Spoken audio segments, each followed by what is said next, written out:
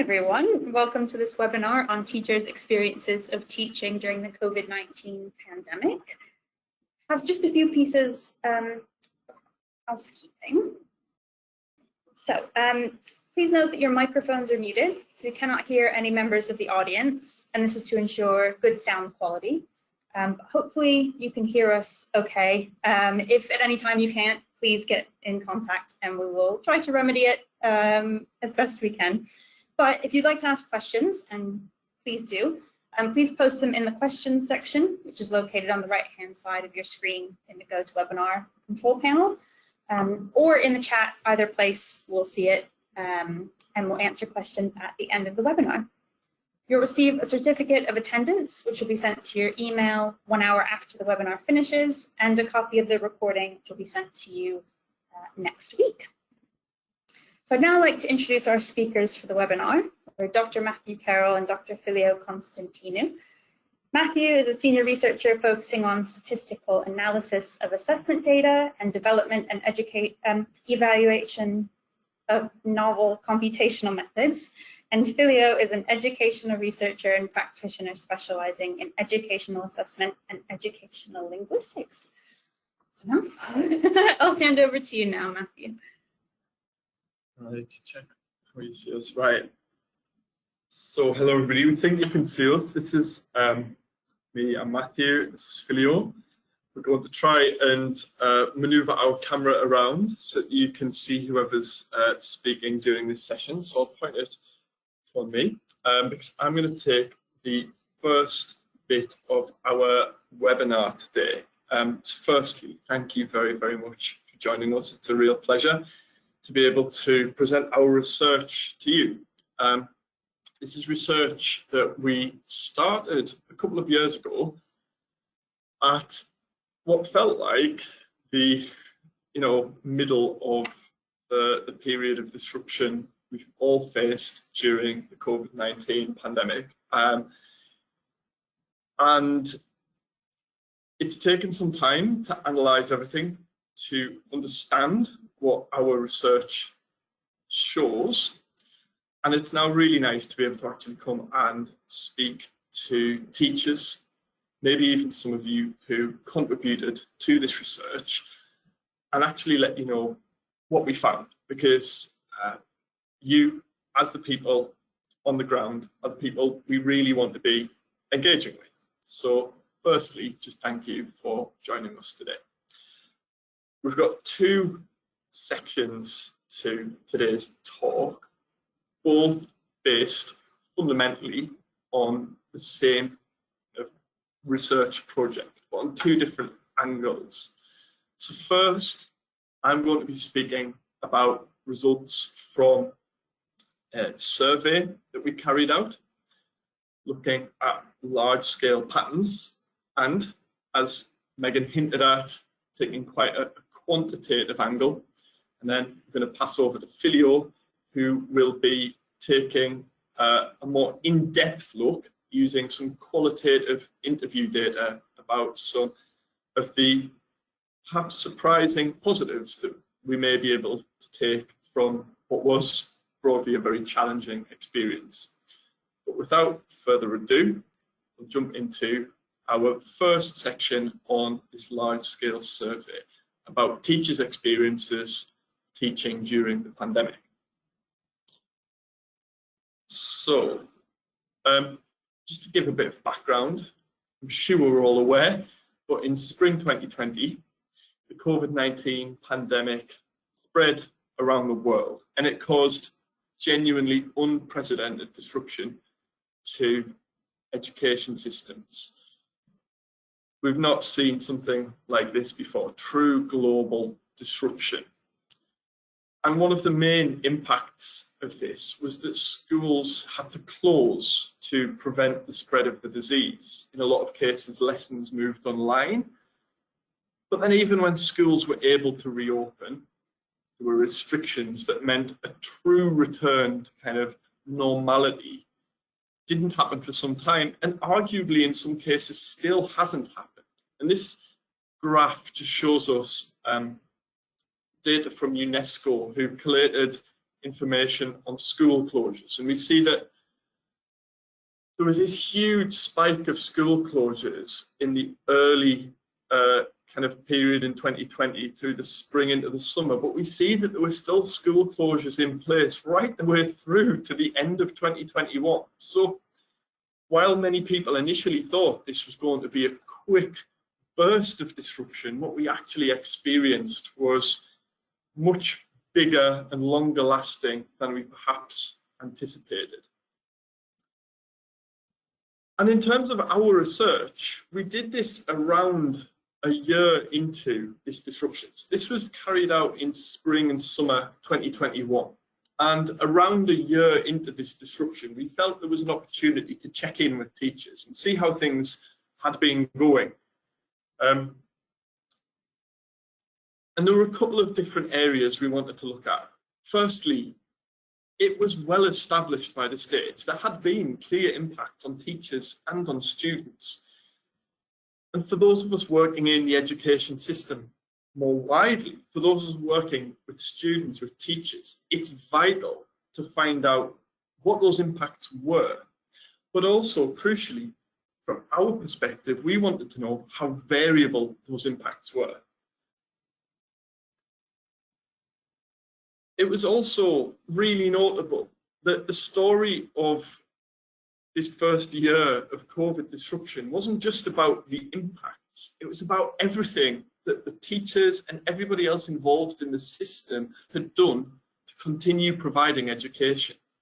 A huge range of activities had been carried out, huge efforts had been undertaken, and we knew there was something to learn from that. So we thought it was very valuable to find out what worked and also what was difficult, because our thinking was, by learning from these challenges, by learning from whatever things had worked, it would help in the event of any future disruption, or indeed just in terms of normal teaching.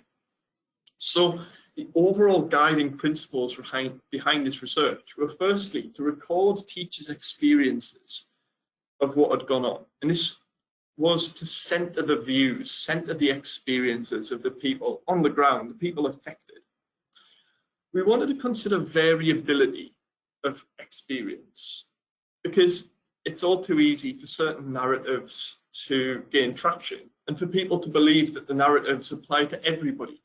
But we wanted to take a step back and say, okay, well, how variable was the experience? Did it vary depending on where you were, depending on what type of school you were in? Did it vary generally?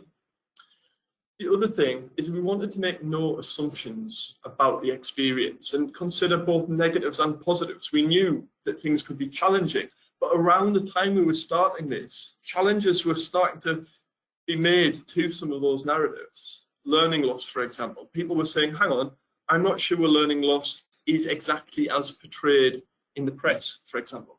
So we wanted to take quite a neutral stance and really find out what happened. So to do this, the first step of our work was to carry out a big survey. And to do this, we collaborated with our colleagues in Cambridge Chem.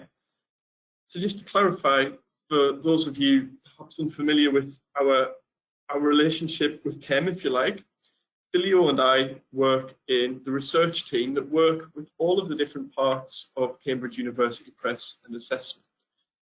So that could be Cambridge International, or Cambridge English, or OCR, or in this case, Chem. And a lot of my research is with Chem.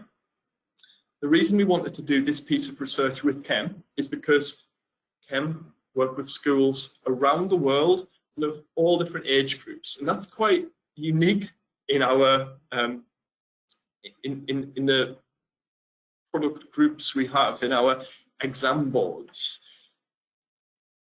The reason Chem are fantastic to work with this research is the range, the diversity of schools that they work with.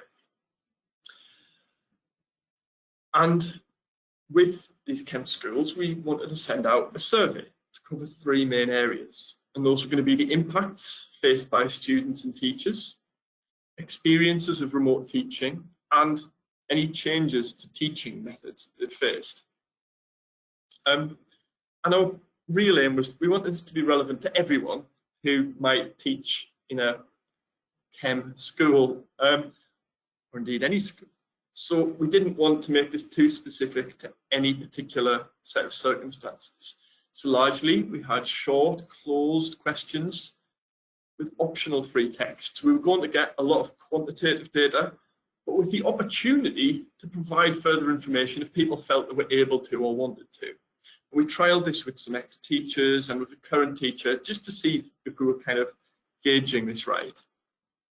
And this was active almost exactly 2 years ago, from late April to the end of June. So this was around 1 year into the pandemic disruption. Once we had this survey out there and it had closed, we analysed the data, and this was all done anonymously. So just to reassure you, if we do have any participants in the survey here, we couldn't link anybody's responses to who they were. So we're not able to draw any conclusions about any individual schools, any individuals, people. It's purely the overall very general patterns we were looking for. We excluded any respondents who'd given fewer than 20 responses. And that was just because largely that was people who'd more or less entered kind of contextual information, but who hadn't gone into their experiences. And then we created some groups for key comparisons, and this is to help us get at some of this variability. So we compared responses from the UK and the rest of the world. You'll see on the next slide why we used that particular grouping.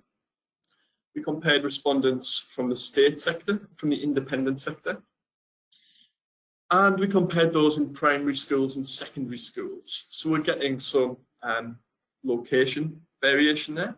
We're getting some kind of school type variation, and we're getting variation with the age of children.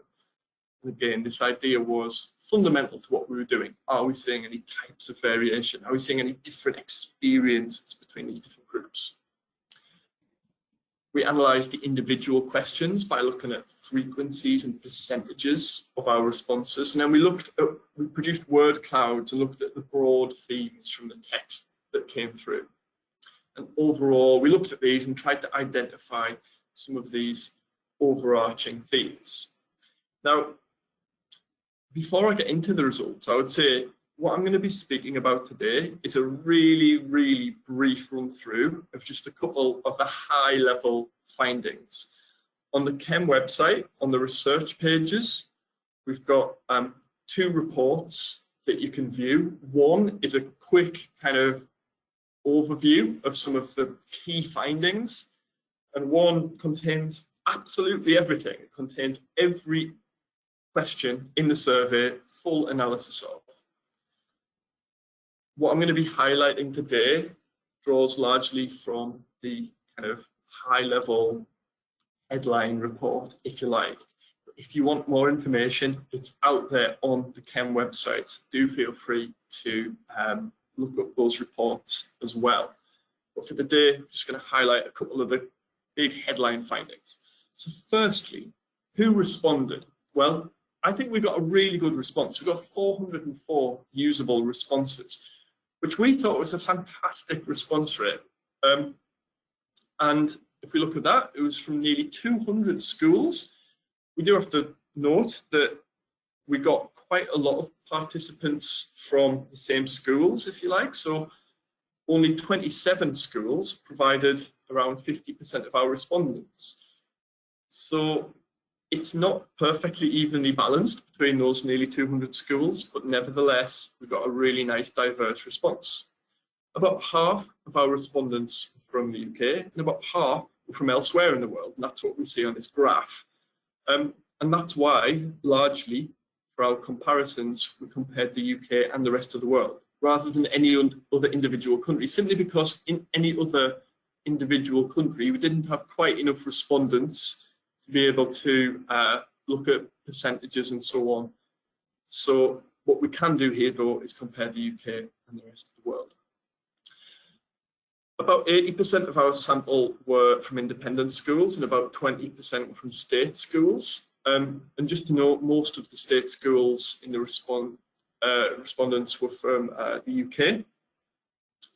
And Likewise, about nearly 80% were secondary schools and about 15% primary schools.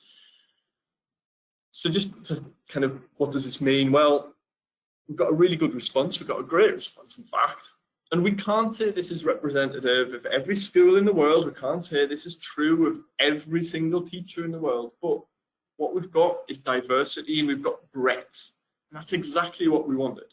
So while we would never make claims that these results pertained to every person out there, every school out there, what it does do is adds real diversity. And this is quite unusual in this kind of survey. So now let's jump into what we found. First of all, learning loss. Now this has been a big headline kind of topic in discussion of COVID impacts.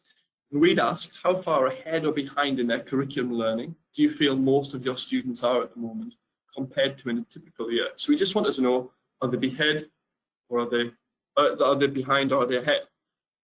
And what did we see? Well, 58% overall said a little behind. So about 2/3 we're looking at saying that students are behind. And this was fairly evenly balanced between the UK and the rest of the world. We had a slightly higher percentage of people saying behind in state schools, and it was quite evenly balanced between primary schools and secondary schools. So what this suggests, it's quite a common experience. But it wasn't universal, because actually about 28%, so over a quarter, said neither behind nor ahead. My students are exactly where we'd expect them to be. I mean, 4%, so a minority, but nevertheless 4% said a little ahead. Their students were actually ahead where they would typically be expected to be. So learning loss was common, but it wasn't the only experience people had.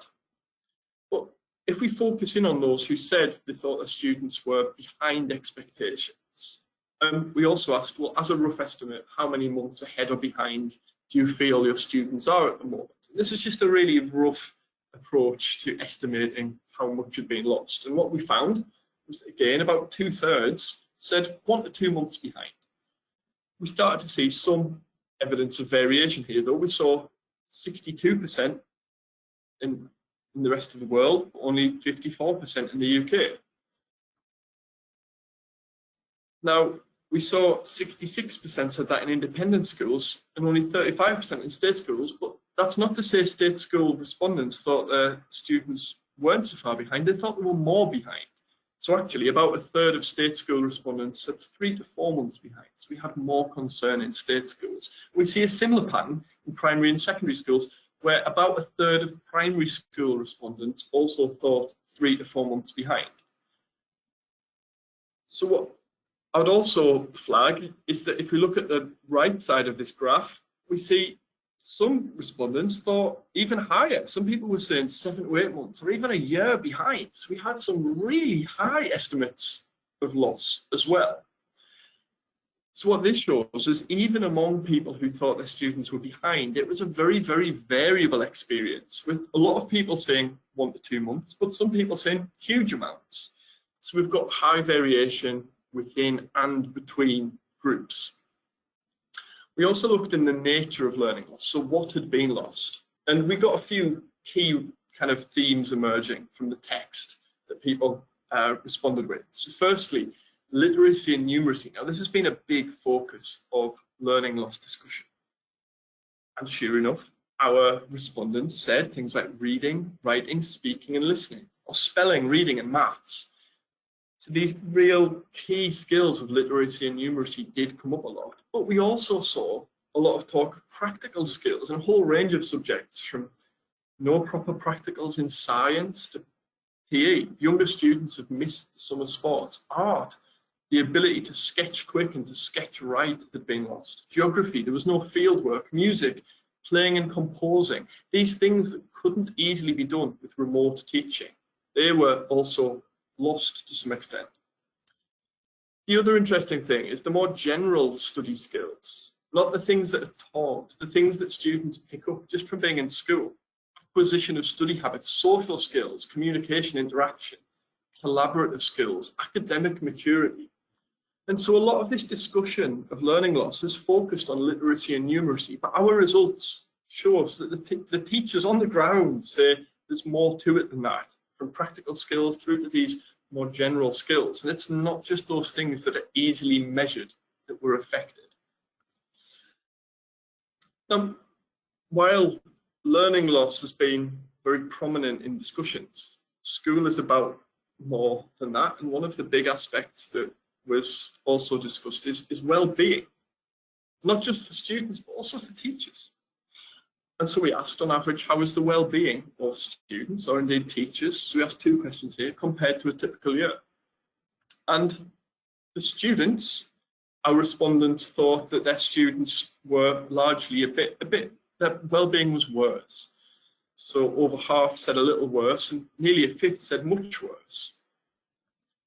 A similar pattern was seen for teachers, but with an even higher proportion saying well-being was much worse. So what we're seeing here is that well-being does seem to have been quite negatively affected by the experience.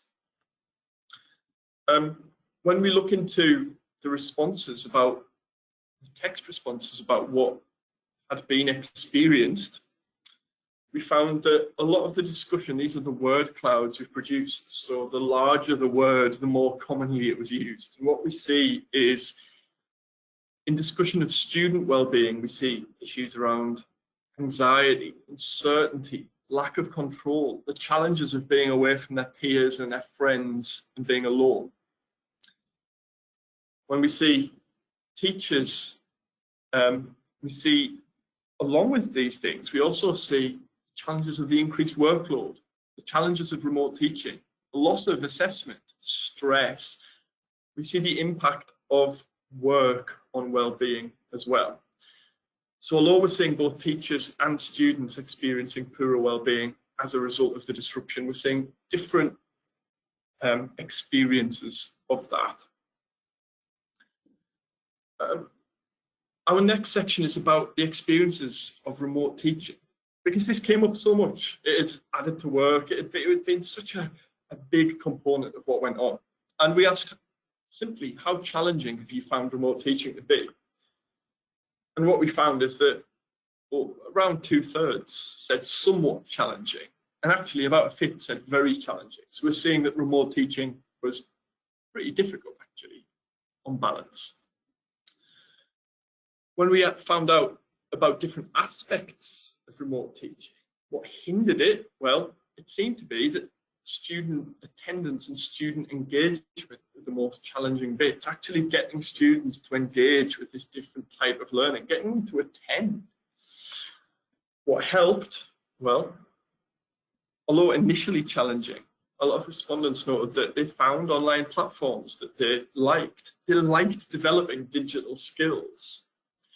And again, we see this coming through in some of the comments, in some of the reflections on remote teaching. We found that there were technological challenges. So somebody said this experience has really brought home the current technological limitations of online teaching and learning. Promotional videos from the likes of Apple and Microsoft with their quirky music, Technicolor super teachers, and smiling, engaged learners make no mention of glitchy internet, crashing computers, and batteries running out. Technology was essential, but it wasn't reliable enough to make it a smooth experience in some cases. Again, we see student engagement. Some students, including some very able students, have found it very difficult to see online lessons as real lessons, so have not engaged effectively, whereas others have thrived. So these are the challenges we see, the combination of technology and student engagement. But the key thing we found is that teachers found ways to make it work and found things that worked for them and that they even enjoyed doing. Somebody said remote teaching can work extremely well, but only with parental support at home, helping students with boundaries and good practice, including support through sufficient equipment and a dedicated space for the child to do their schoolwork. Creativity, resulting in a good balance of both live and pre-recorded lessons and resulting in a broad level of accessibility, and avoiding morning to evening live lessons, resulting in Zoom fatigue. So people, what this shows is people had worked through the challenges and identified what works in my context, and they'd made it work, shown real resilience. So to kind of wrap up this section, there really was widespread disruption. It was seen in all sectors, all ages, all locations, and there were clear impacts on learning and well-being. everything that we expected to see, we kind of saw. Really intriguingly, the impacts that our respondents told us about weren't limited to those things that are easily measured. Literacy and numeracy, absolutely important, but it wasn't just that. And in some cases, it's not even those things that are easily taught. General study skills can only be really picked up as part of living a normal student experience. We found really important variability within and between groups. So focusing on these headline kind of typical impacts could obscure bigger impacts in some cases. If we think back to those learning loss results, right, 2/3 of people said 1 to 2 months behind. What if you're in a school where we're seeing 7 to 8 months or up to a year of loss? We don't want to obscure those cases. And likewise, focusing on these kind of more common negative cases could obscure some cases where people have actually thrived.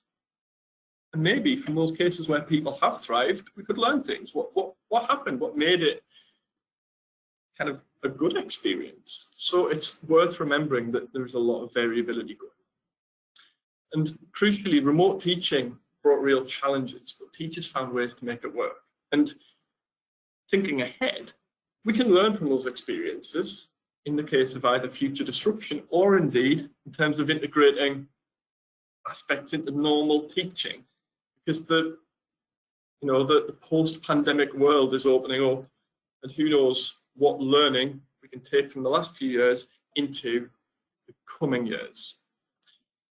Now, that's going to be my end of discussion of the survey results for now. As I mentioned at the start, we have got all of this data in a couple of reports on the Chem website. Do check those out. But at this point, I'm going to hand over to my colleague Filio, who's going to speak to you about some of these more positive aspects. Thank you, Matthew. Yeah, good. Yeah, excellent. Hello from me too. So now we're gonna move on to something a little bit more positive, a little bit more optimistic. We're gonna have a look at how education may have benefited from the COVID-19 disruption, again through the eyes of teachers. So as Matthew very clearly explained, and as we all know, the COVID-19 pandemic caused a major disruption to education, which has had a negative impact on a number of different areas, including student learning, student well-being, and teacher well-being. At the same time, though, it provided a unique opportunity to rethink and to reimagine education.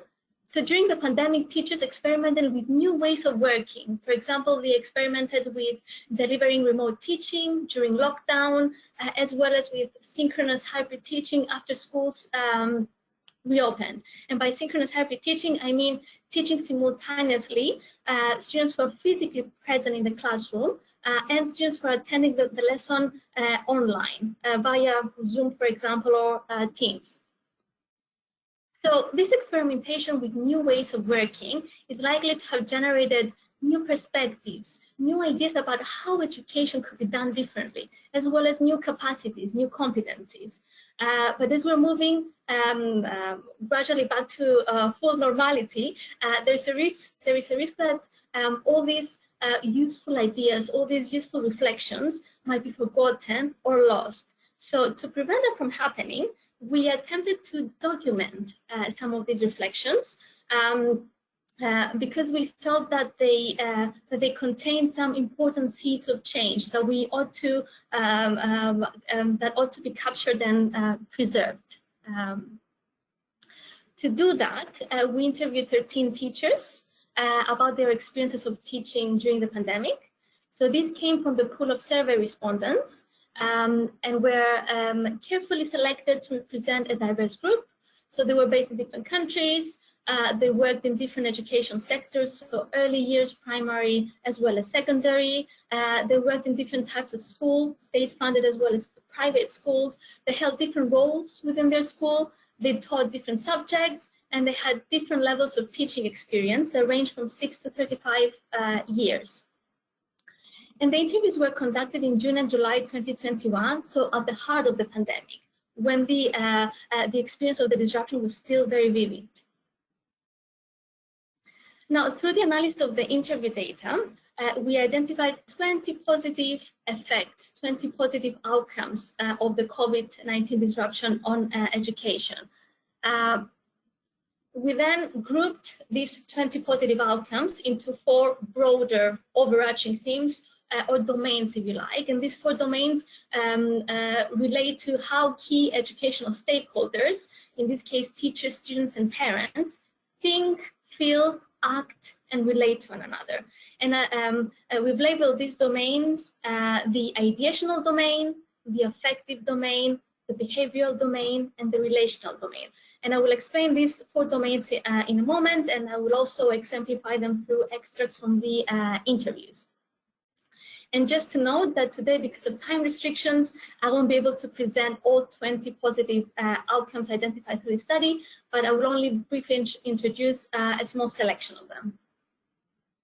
So let's start with the first set of benefits, the ideational benefits. So these concern the ways in which the disruption challenged dominant ideologies and practices and drew attention to other possibilities, other ways of doing education.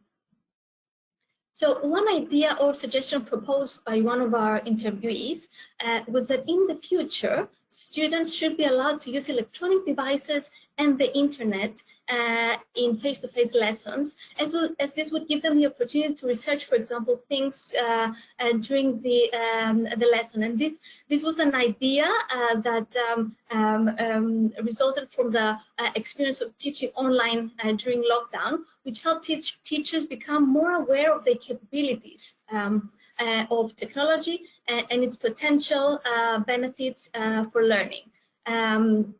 So this particular secondary teacher, for example, said that allowing students to use electronic devices in face-to-face lessons is really useful for research. So when we wanted students to find out who someone is or the definition of a word, because they're all connected to the internet, they could actually find a definition, and that was a good thing. And a lot of schools have a no devices allowed. And actually, I think that's a bit archaic, and maybe that's something we could learn moving forward. Another teacher spoke about the possibility of schools in the future using hybrid teaching to minimize learning loss for ill students or students with mobility issues who would otherwise miss school by enabling them to attend the lessons online remotely. So I think that's fantastic if they're in the years to come are still able to participate in the class activities remotely without missing out on the entire school day just because, for instance, they have a cold or they have a broken leg, let's say. So the idea here being that hybrid teaching would help make lessons more inclusive in the future. Another idea or realization, if you like, that resulted from the disruption was that less is more. So some teachers realized that lots can be achieved with just a few key resources, especially by making the most of any free or readily available resources such as outdoor spaces and nature. An early years teacher, for example, said that we did notice that there was a greater simplicity of approach after the last lockdown. And we used nature a lot more because the classrooms didn't have stuff in them. And the children got closer to the outdoors last time. And the children, they have so many trappings of modern day life. They came in their own clothes, just with a small bag. Sometimes the children can have too many things to wear and carry and be, and less is more. They came in a pair of trainers, so they could run and jump. They didn't have trainers and shoes. They didn't have PE kit. They were one set of clothes, and it felt liberating. So that was a very nice discovery. Another idea, or again realization, that resulted from the disruption was that our current assessment system might need to be reformed to become more resilient, to become more able to cope with possible future disruption. And according to one secondary teacher, such a reform should involve using more continuous assessment, moving away from the current practice of relying exclusively on, almost exclusively, on a single end-of-year assessment.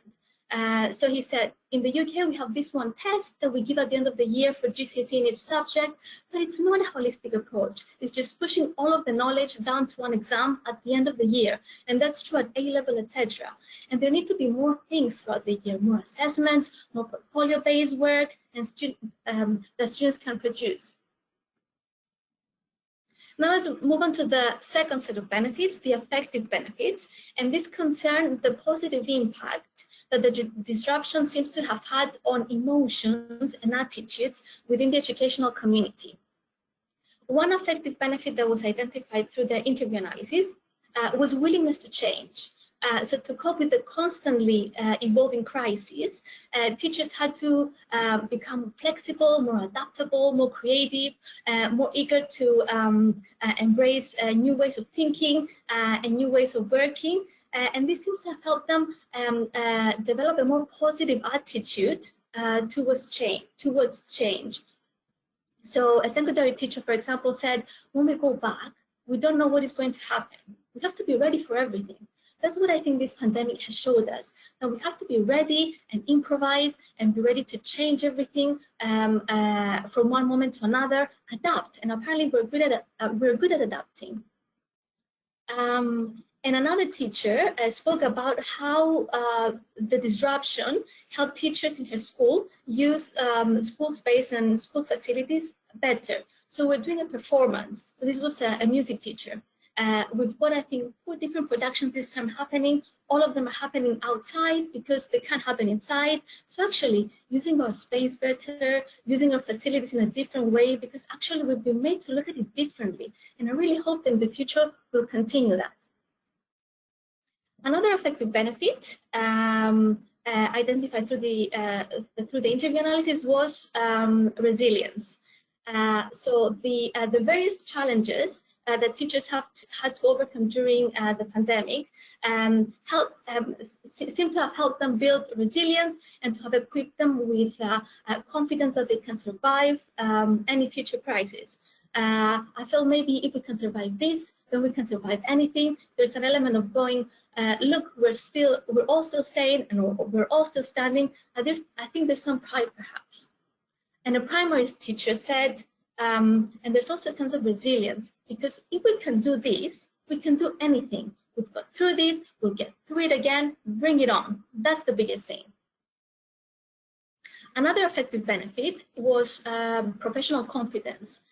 So the need to design and deliver online teaching during lockdown gave teachers the opportunity to familiarize themselves with the use of different digital tools and in a way to upskill. And even though this process was quite challenging for them, it seems to have helped them build a stronger sense of self-efficacy. So one secondary teacher, for example, said, this is technology that 2 years ago, I didn't even know existed. I remember the head saying, when we set into this, you will find that this is going to be challenging, but it will be so beneficial for your teaching, and it will be so much better, tech savvy. And she's right. It's been a great challenge, but it's been worth it in the end. So I feel I'm a better teacher as a result of what we've been through. Now let's move on to the third set of benefits, the behavioral ones. So this concerned the positive impact which the disruption seems to have had on the actions and practices of different members of the educational community. So one behavioral benefit identified was the movement of professional development courses online. So this step on the part of CPD providers helped to normalize to a great extent the online delivery of these courses, making them more accessible to teachers. And one primary teacher, for example, said, so this means you can access training all across the country. It's not dictated to by where you have to go to do the course, for example, if it's online.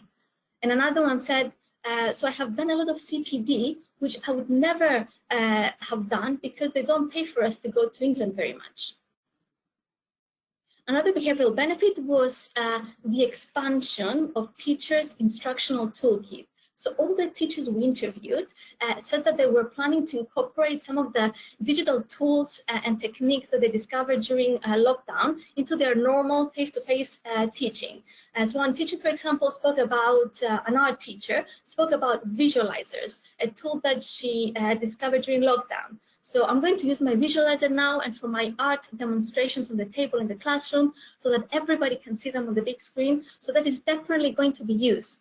Another teacher spoke about the use of videos. Personally, in my online lessons, I've used lots of things to do with videos, like short films and so on, for learning. Again, that's not going to go away. That's something which has enriched my teaching. And another one said that even things like being able to report lessons for pupils that are absent and making sure that they can access that work is a really useful thing. So I think that will definitely stay as a strategy in this school. A third behavioral benefit relates to students exhibiting higher levels of autonomy as a result of the disruption. So one primary school teacher, for example, said that the children in his school develop more independence as a result of having to go into the school on their own, so unaccompanied by their parents, who were no longer allowed to go into the school because of the risk of transmitting the virus. So he said the children, in some ways, are more independent because they are being dropped off at the school gate and they're coming in themselves. Often, so pre-pandemic, the parents would come in, they would help them settle down, the parents would be in the classroom, they would get their workout for them, they would go and put their coats on their pegs. The parents would do all that for the children. Actually, the kids have got to do it for themselves. That sort of independence is something that we might try and encourage them to keep going with. And now let's have a look at the fourth and final set of benefits, the relational ones. So this concerns the positive impact which the pandemic, the disruption, seems to have had on some aspects of the relationship among teachers, students, and parents. So this first relational benefit concerns the relationship among teachers. So during the very difficult periods of lockdown, teachers reached out to one another, tried to connect with one another, and share tips and resources via social media platforms. So this process brought teachers, educators from different education sectors, so the primary, secondary, as well as higher education, closer to one another, fostered a sense of solidarity and cooperation among them, and may have, as a result, helped foster or create a global community of practice within the education sector. So as one secondary teacher said, one of the things that I did over lockdown was spend quite a lot of time on Twitter, which I've never used before. And I got into the education, you know, I follow a lot of educational people on Twitter now, whether they're at university or in schools. The sharing of resources between teachers on Twitter and a lot of that stuff is amazing. I will have changed my teaching practice totally by the time we go back to normal. This second relational benefit concerns the relationship between teachers and parents. So one secondary teacher, for example, who worked in an international school, said that the shift to online meetings during lockdown helped teachers in his school connect and start to build a relationship with parents who are based overseas, right? For example, with parents based in China and America. So he said, this means that we can speak to the parents in China and America, which we never used to be able to do. So it's much more efficient. They're just a normal parent now, whereas before there were these parents that were absent, but they're not anymore. And another way in which the pandemic seems to have brought parents and teachers closer to one another is online teaching during lockdown. So during the periods of online teaching, lots of parents had the opportunity to watch some of their children's online lessons. And according to a primary teacher, this helped parents to develop a better understanding of teachers and of the work that they do. So the parents have seen what we're doing, and a lot of them had to see far more into the classroom than they had previously done, and they understand us a lot more. Now to conclude, overall, this study has shown that a serious educational disruption, such as that caused by the recent COVID-19 pandemic, can also have a positive side, a productive side. This means that to be able to fully understand and appreciate the impact of a similar disruptive event on education in the future, we will need to consider and examine carefully both negative and positive implications. And as the study has shown, positive effects can be observed in at least 4 domains: the domain of thoughts and ideas, the domain of emotions and attitudes, the domain of practices, and the domain of relationships. Now, some limitations of this work. The list of positively affected domains identified may not be exhaustive, as this was a small-scale study and did not involve many participants. Also, the experiences and perspectives captured through the study certainly do not reflect or represent the realities of all teachers around the world. The picture is likely to be a lot more diverse and complex. And now, by capturing some perspectives and reflections on how education could be done differently, this study hopes to contribute to discussions about the future of education, and also hopes to help sustain the momentum for educational change created by the pandemic, a momentum which is at risk of being lost as we gradually move back to normality and return to the pre-pandemic ways of doing education. Now, in terms of next steps, I think it would be useful to try and build on this research. So this study identified some alternative ways of doing or delivering education. So going forward, it will be useful for educational stakeholders, like educational researchers like Matthew and me, practitioners and policymakers, to work together to investigate how feasible all these directions are, and in what ways they should be implemented to maximize learning outcomes. For example, it would be useful to investigate how student devices should be incorporated in in-person lessons to best support student learning and ensure, for example, that students sustain the necessary learning focus during the lesson and don't get distracted. In terms of hybrid lessons, it would be useful to examine how hybrid lessons should be designed and delivered to secure a high-quality learning experience for both groups of students involved, so those attending the lesson in person and those attending online. And this is because the teachers we interviewed said that hybrid teaching was particularly challenging and wasn't very effective for online students. And in terms of assessment, it would be useful to investigate how the assessment system should be reformed to become more resilient, to become more able to cope with possible future disruption of this magnitude, while maintaining at the same time its rigor and its credibility. So yeah, so that was my final slide. So now we're happy to take questions, and not just questions. It will be useful for us to know whether the findings that we presented, whether they resonate with you, whether your experiences of teaching during the pandemic were similar or different, and also maybe your thoughts on some of the directions or ideas that came out of this research about possible ways forward about the future of education. Yeah. Yeah, absolutely. There was one comment, hopefully everyone can hear me, please let me know if not, but there was one comment around education loss, and that they didn't say if they were a teacher or not, but had experienced significant learning loss. And it was interesting to see how that compared to what you presented, Matthew, around the different sort of percentages around how much learning was lost. And it seemed like they were perhaps more of an outlier, since most people said it was sort of a little lost.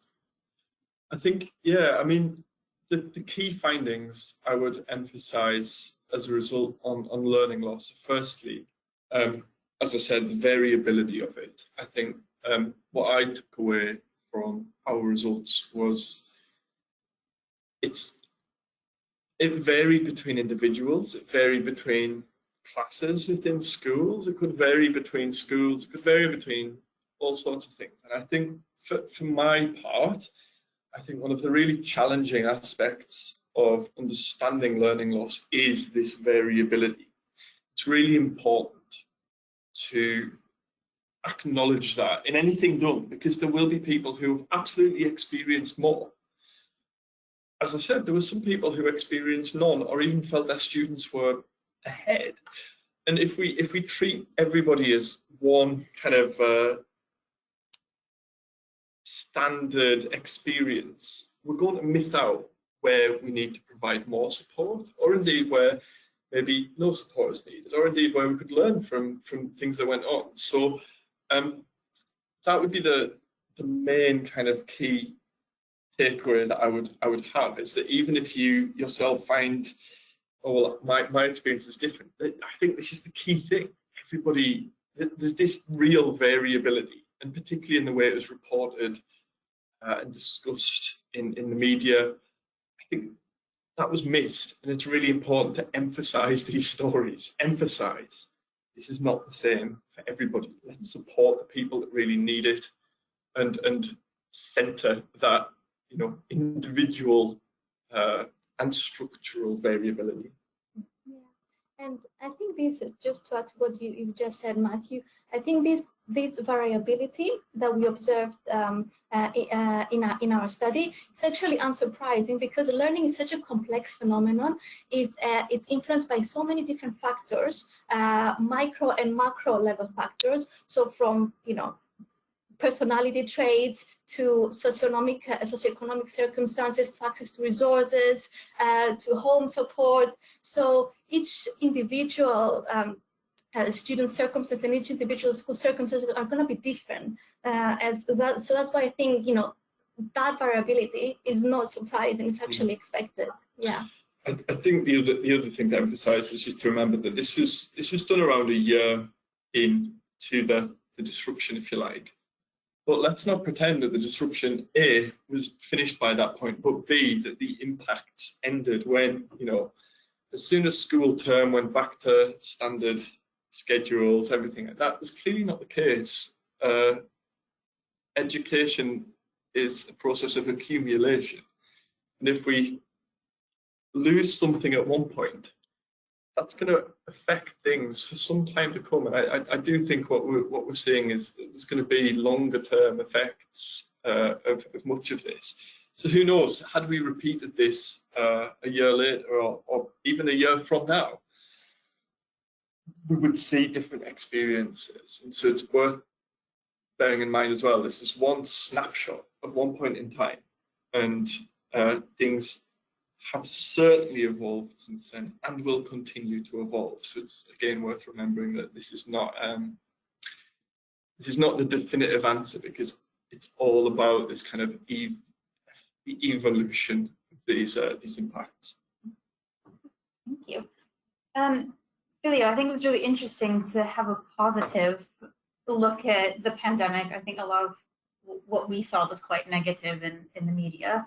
The last slide that you showed around the sort of next steps about how the longer term of what we take away from what happened during the pandemic and some sort of future of the classroom, where do you think that's going beyond where it is now?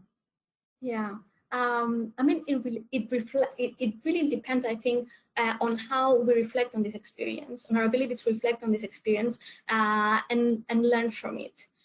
So it definitely has pointed to different directions, and I think it's really up to us to look into them, to engage with these different possibilities, and start planning towards a better future for education. So I think technology does have a place in the classroom. So eventually, I think we're going to see technology permeating a lot more aspects of teaching and learning. Now, in what ways we'll see that, and it really depends on that, on our ability to take a kind of a more critical attitude and stance towards incorporating technology into teaching and learning. So yeah, lots of possibilities, and it's really up to us to make the most of this horrible, experience.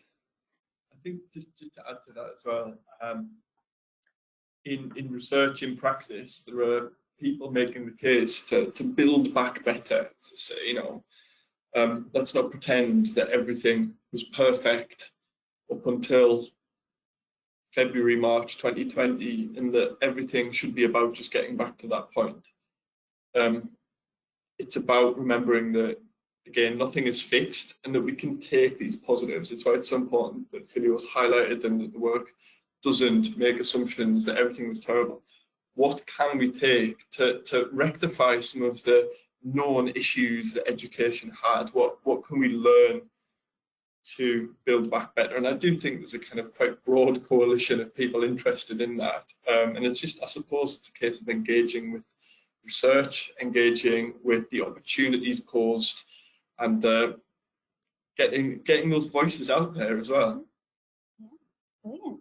Oh, thanks both. There are no more questions, but maybe just a note to say that I've put in the chat a link to the research page if you want to read both of the reports, the sort of summary and the longer version. And I suppose if you do have any questions that pop into your head, as you can see Matthew and Philios' contact details on the screen.